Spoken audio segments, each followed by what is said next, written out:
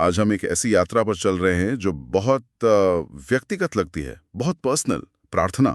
हम लेकिन हम देखेंगे कि ये यात्रा कैसे खुद से शुरू होकर पूरे समाज और कह सकते हैं ब्रह्मांड से जुड़ जाती है। बिल्कुल। हमारे पास जो स्रोत है वो वैदिक प्रार्थनाओं और कर्मों पर एक तरह की गाइड है, और ये कुछ कुछ बहुत ही चौंकाने वाले दावे करती है। हाँ, ऐसे दावे जो हमारे पूजा पाठ से जुड़े कई विचारों को शायद पूरी तरह से बदल देंगे। बिल्कुल। और देखिए, इस पड़ताल का मिशन सिर्फ ये देखना नहीं है कि ये अनुष्ठान, ये रिचुअल्स कैसे किए जाते हैं। हाँ, कैसे से ज्यादा क्यों पर ध्यान है। बिल्कुल, इन्हें क्यों किया जाता है। स्रोत की सबसे बड़ी खासियत ही यही है कि ये संस्कृत के ज्ञान के बिना भी एक आम इंसान को इन प्राचीन परंपराओं के पीछे के गहरे दर्शन तक ले जाने की कोशिश करता है। तो आज हम इन प्रथाओं के पीछे की सोच को समझने की कोशिश करेंगे और ये जानेंगे कि वे हमारे आज के जीवन से कैसे जुड़ती हैं। चलिए फिर सबसे पहले उस शब्द से ही शुरू करते हैं जो इन सब प्रथाओं की नींव है, प्रार्थना। ज्यादातर लोगों के लिए, और सच कहूं तो मेरे लिए भी, प्रार्थना का मतलब है भगवान से कुछ मांगना। सही बात है। अच्छी सेहत, नौकरी। हाँ, सफलता, मुश्किलों से बचाव। लेकिन हमारे स्रोत का पहला ही पन्ना इस सोच को पूरी तरह से पलट देता है। ये कहता है कि वैदिक संदर्भ में प्रार्थना का मांगने से कोई लेना देना ही नहीं है। ये पढ़कर मैं थोड़ा रुका। और यही इस पूरी चर्चा का सबसे दिलचस्प हिस्सा है, मुझे लगता है। हाँ, स्रोत हमें बताता है कि प्रार्थना शब्द का जो असली मतलब है वो बना है प्र और अर्थना से। प्र और अर्थना। हाँ, प्र यानी श्रेष्ठता से और अर्थना यानी चाहना। तो इसका मतलब हुआ श्रेष्ठता के लिए चाहना। अच्छा। ये किसी बाहरी शक्ति से कुछ हासिल करने के बारे में कम है और अपने भीतर की जो इच्छा शक्ति है, अपनी विल पावर, उसको जगाने और एक सही दिशा देने के बारे में ज्यादा है। तो ये एक आंतरिक प्रक्रिया है। बिल्कुल। एक सेकंड, यहाँ में थोड़ा कंफ्यूज हो गया। अगर मैं कुछ मांग नहीं रहा तो फिर ये सिर्फ खुद से की गई एक प्रतिज्ञा या सेल्फ अफर्मेशन जैसा नहीं हुआ। फिर इसमें ईश्वर की क्या भूमिका है? हाँ। ये तो एक साइकोलॉजिकल ट्रिक जैसी लग रही है। नहीं नहीं, बहुत अच्छा सवाल है ये। और स्रोत के मुताबिक ये सिर्फ एक साइकोलॉजिकल ट्रिक नहीं है। अच्छा। वो महर्षि दयानंद का हवाला देते हुए कहता है कि प्रार्थना हमारे सबसे बड़े दुश्मन यानी अहंकार को खत्म करती है। अहंकार को? हाँ, जब हम ये मानते हैं कि हम सब कुछ खुद नहीं कर सकते और एक बड़ी शक्ति से जुड़ते हैं तो हमारा मैं छोटा हो जाता है। तो ईश्वर की भूमिका यहाँ एक आदर्श या इंस्पिरेशन की तरह है जिसके जैसा हम बनना चाहते हैं। अच्छा, तो हम उनसे कुछ मांग नहीं रहे? नहीं, बल्कि उनके गुणों को देखकर खुद को बेहतर बनाने की प्रेरणा ले रहे हैं। अच्छा, तो ये मांगने के बजाय एक तरह से बनने की प्रक्रिया है। स्रोत में स्वामी विवेकानंद का भी जिक्र है। हाँ, है। वो कहते हैं कि आत्मशुद्धि के लिए प्रार्थना से बड़ा कोई शस्त्र नहीं है। अब ये बात अब ज्यादा समझ में आ रही है। बिल्कुल। ये खुद पर काम करने का एक टूल है। बिल्कुल। इसका उद्देश्य बाहरी लाभ नहीं बल्कि आंतरिक परिवर्तन है। अपने मन को साफ करना, शक्तिशाली बनाना, ताकि हम अच्छे काम करने के लिए प्रेरित हो सके। तो ये एक संकल्प है। हाँ, एक संकल्प कि मैं खुद को बेहतर बनाऊंगा। और हम आगे देखेंगे कि यही अहंकार को मिटाने का विचार हवन जैसी प्रथाओं के मूल में भी है। अच्छा। ये एक धागा है जो इन सभी प्रैक्टिसेस को जोड़ता है। ठीक है, ये विचार तो बहुत शक्तिशाली है कि प्रार्थना का मतलब खुद को बेहतर बनाना है। तो फिर अगर हम कुछ मांग नहीं रहे तो इन शक्तिशाली मंत्रों में कहा क्या जा रहा है? स्रोत में ईश्वर स्तुति, प्रार्थना, उपासना के 8 प्रमुख मंत्र दिए गए हैं। हाँ, 8 मंत्र हैं। तो चलिए उनमें से पहले मंत्र को देखते हैं, ये समझने के लिए कि असल में चाहा क्या जा रहा है। बिल्कुल, ये मंत्र यजुर्वेद से है और बहुत ही सुंदर है। ओम विश्वानि देव सवितर दुनितानि परसुवा यद भद्रम तन नासुवा। हाँ, हो सकता है संस्कृत सुनने में थोड़ी मुश्किल लगे। हाँ, लेकिन स्रोत इसका बहुत सरल भावार्थ देता है। हाँ, और वो भावार्थ ही इसकी असली आत्मा को पकड़ता है। उसमें लिखा है, हे पूरी दुनिया को बनाने वाले परमेश्वर, आप कृपा करके हमारे सारे दुर्गुणों, बुरी आदतों और दुखों को दूर कर दीजिए। और फिर? और जो भी अच्छे गुण, अच्छे काम, अच्छी आदतें और चीजें हैं वो सब हमें दीजिए। अब यहाँ गौर करने वाली बात है क्या कि यहाँ मांगा क्या जा रहा है। पहली मांग है मेरे अंदर की बुराइयां दूर करो। हाँ। और दूसरी है मुझे अच्छाई दो।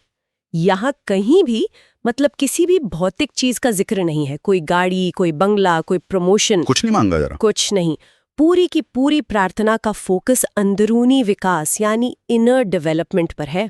और यही बात इसे उस आम मांगने वाली प्रार्थना से अलग करती है ये एक तरह का कमिटमेंट है बिल्कुल कि मैं अपनी बुराइयों पर काम करना चाहता हूँ और अच्छी आदतें अपनाना चाहता हूँ। ये बहुत ही एक्टिव प्रोसेस है, पैसिव नहीं। सही कहा। और स्रोत की खूबी यही है कि ये हर मंत्र का सरल उच्चारण देता है, फिर शब्दार्थ और फिर भावार्थ, ताकि कोई भी इसके गहरे मतलब से जुड़ सके। यह ज्ञान को कुछ चुनिंदा लोगों तक सीमित नहीं रखता, बल्कि सबके लिए खोल देता है। ठीक है, ये तो हुई फिलॉसफी। इसे रोज की जिंदगी में कैसे लाएं? मतलब सोचना एक बात है और करना दूसरी। सही बात। तो क्या स्रोत में इसका कोई प्रैक्टिकल तरीका भी बताया गया है? कोई रोज का अभ्यास जिससे ये सिर्फ एक अच्छा विचार ना रह जाए बल्कि हमारी आदत बन जाए? बिल्कुल, और यहीं पर संध्योपासना का जिक्र आता है। संध्योपासना? हाँ, जिसे ब्रह्म यज्ञ भी कहा जाता है। ये सुबह और शाम को किया जाने वाला एक दैनिक अभ्यास है। अच्छा। और स्रोत इसे सिर्फ एक पूजा नहीं, बल्कि ध्यान, योग की एक वैज्ञानिक और व्यवस्थित प्रक्रिया कहता है। वैज्ञानिक प्रक्रिया? हाँ, इसका मकसद ईश्वर से जुड़ना और अपने मन को शुद्ध करना है। और इसमें बहुत बहुत डिसिप्लिन की जरूरत पड़ती है। स्रोत में इसके कुछ चरण, कुछ स्टेप्स भी बताए गए हैं, जैसे आचमन, इंद्रिय स्पर्श। ये सब क्या है? ये एक आम पूजा से काफी अलग लगते हैं। और ये सिर्फ रस्में नहीं है, हर कदम का एक मनोवैज्ञानिक असर है। जैसे आचमन में 3 बार जल पिया जाता है। इसका एक उद्देश्य तो शरीर की बाहरी और भीतरी शुद्धि है, पर मनोवैज्ञानिक स्तर पर वो ठंडा जल आपको जगाता है, आपको उस पल में ले आता है। आप अपने सारे विचारों को छोड़कर वर्तमान में केंद्रित हो जाते हैं। अच्छा, एक तरह से रीसेट बटन जैसा है। और इंद्रिय स्पर्श का क्या मतलब है, जिसमें अपने अंगों को छुआ जाता है? इंद्रिय स्पर्श अपनी ही देह के प्रति एक जागरूकता है, माइंडफुलनेस है। जब आप अपनी आंखों, कानों, नाक को छूकर ये संकल्प लेते हैं कि मैं इनसे कुछ बुरा नहीं देखूंगा, सुनूंगा या बोलूंगा, तो ये एक तरह से अपनी सेंसेस को प्रोग्राम करना है। अच्छा। ये कहने जैसा है कि मैं यहाँ हूँ और मेरे ये अंग शक्तिशाली हैं और मेरे नियंत्रण में है। तो हर कदम आपको बाहरी दुनिया से खींचकर आपके भीतर ले जा रहा है। और इसके बाद मार्जन भी है। हाँ, जिसमें शरीर पर जल छिड़का जाता है, जो ताजगी और शुद्धि का प्रतीक है। और फिर आता है प्राणायाम, जिसे आज तो खैर पूरी दुनिया जानती है। हाँ, प्राणायाम यानी श्वास को नियंत्रित करने का अभ्यास। ये मन को शांत और एकाग्र करने का सबसे शक्तिशाली वैज्ञानिक तरीका है। जब सांसें स्थिर होती हैं, तो आपका मन भी स्थिर हो जाता है। ये आपको ध्यान की गहरी अवस्था के लिए तैयार करता है। तो इन सभी चरणों में क्या कोई एक ऐसा हिस्सा है जिसे सबसे महत्वपूर्ण माना जाता है? इन सब का केंद्र बिंदु क्या है? इस पूरे अभ्यास के दिल में गायत्री मंत्र है। गायत्री मंत्र? हाँ, लेकिन यहाँ भी स्रोत एक आम धारणा को चुनौती देता है। वो क्या? इसके अनुसार गायत्री मंत्र किसी देवी या देवता का मंत्र नहीं है। अच्छा। ये सीधे ईश्वर से, उस ब्रह्मांड की चेतना से एक बहुत ही खास चीज मांगने के लिए है। और वो खास चीज क्या है? वो है श्रेष्ठ बुद्धि। श्रेष्ठ बुद्धि? हाँ, मंत्र का मुख्य भाग है ध्यो यो नः प्रचोदयात्, जिसका अर्थ है हमारी बुद्धि को श्रेष्ठ मार्ग पर प्रेरित करें। जरा सोचिए, हजारों साल पहले लिखे गए मंत्र में धन, दौलत या शक्ति नहीं, बल्कि सही बुद्धि मांगी जा रही है। सही और गलत में फर्क करने की क्षमता। बिल्कुल, सही निर्णय लेने की शक्ति। ये दिखाता है कि उस समय सबसे बड़ी दौलत किसे माना जाता था। शायद आज के इंफॉर्मेशन ओवरलोड के दौर में इसकी जरूरत सबसे ज्यादा है। बिल्कुल बिल्कुल। ये तो सचमुच एक अलग नजरिया है। अब तक हमने जो भी बात की वो बहुत ही व्यक्तिगत है। हाँ, आंतरिक है। हाँ, मन को साधना, बुद्धि को तेज करना। लेकिन क्या इन प्रथाओं का कोई सामाजिक या बाहरी पहलू भी है? हाँ, है। यहीं पर शायद हवन या यज्ञ की बात आती है। ये एक ऐसी प्रथा है जिसे कई लोग जानते हैं, लेकिन शायद इसके पीछे के दर्शन को नहीं। सही कहा।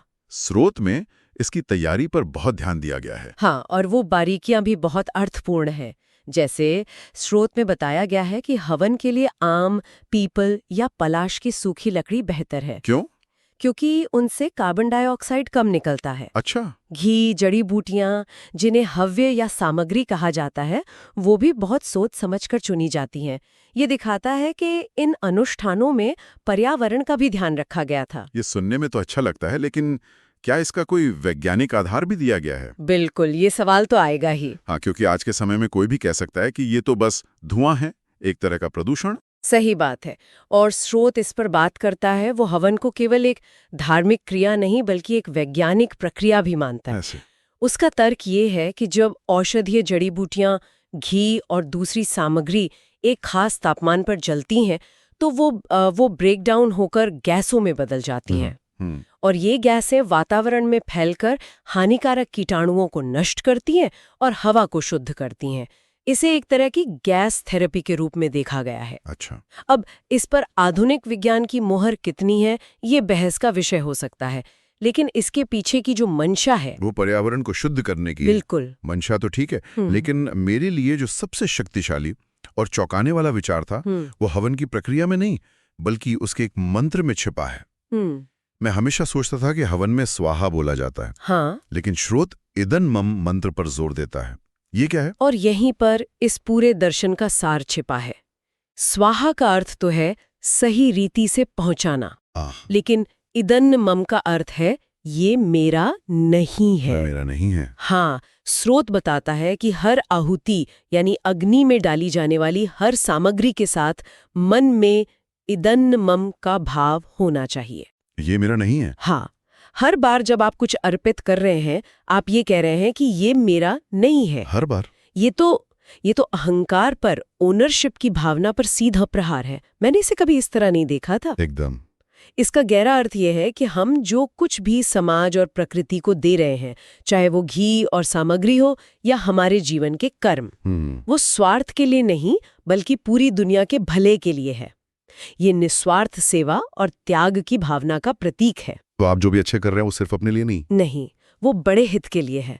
हवन इस भावना का एक भौतिक प्रतीक, एक फिजिकल सिंबल बन जाता है। ये इदन्न मम का सिद्धांत तो आजकल के ओपन सोर्स मूवमेंट जैसा लगता है। हाँ, बताइए। जैसे कोई कोडर अपना काम दुनिया के लिए उपलब्ध कराता है और कहता है ये सिर्फ मेरा नहीं है, इसे लो और बेहतर बनाओ, ये हम सब के लिए है। बहुत सुंदर एनालॉग है। बिल्कुल, यहाँ भी वही भावना है, बस संदर्भ आध्यात्मिक है। बिल्कुल वही भावना है। ये व्यक्ति को मैं और मेरा की संकीर्ण सोच से निकालकर हम और हमारा की विराट सोच तक ले जाता है। तो जब हम इन सभी प्रथाओं को एक साथ देखते हैं, प्रार्थना का असली मतलब समझना, फिर संध्योपासना के अनुशासन से खुद को साधना और फिर हवन के त्याग के दर्शन को अपनाना, तो ये सिर्फ मंत्रों की किताब नहीं रह जाती। ये तो अनुशासन, आत्मचिंतन और एक निस्वार्थ जीवन जीने का पूरा ढांचा है। बिल्कुल, सार यही है कि ये प्रार्थनाएं और अनुष्ठान केवल बाहरी क्रियाएं नहीं है।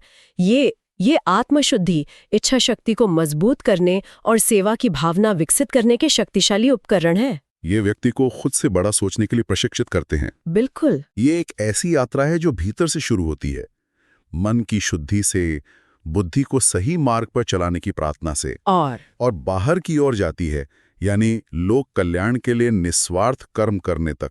ये मैं से शुरू होकर इदन्न मम पर खत्म होती है। सही कहा। इसका अंतिम लक्ष्य आंतरिक परिवर्तन और संसार के कल्याण में योगदान देना है। ये व्यक्तिगत विकास और सामाजिक जिम्मेदारी के बीच एक सुंदर संतुलन बनाता है। हाँ, ये सिर्फ मोक्ष की तलाश नहीं है, बल्कि इसी जीवन में एक सार्थक और उपयोगी जीवन जीने की कला है। स्रोत में बार बार इदन मम, ये मेरा नहीं है, का जिक्र आता है। तो आज का हमारा अंतिम विचार इसी से जुड़ा है। अगर इस एक दर्शन को, सिर्फ इस एक विचार को अपने जीवन में उतारा जाए कि हमारे कर्म और उनके फल केवल हमारे लिए नहीं बल्कि समाज और दुनिया के लिए हैं, तो ये हमारे काम, हमारे रिश्तों और हमारी जिम्मेदारियों के प्रति हमारे नजरिए को कैसे बदल सकता है, चाहे हम किसी भी धार्मिक या आध्यात्मिक पृष्ठभूमि से हों।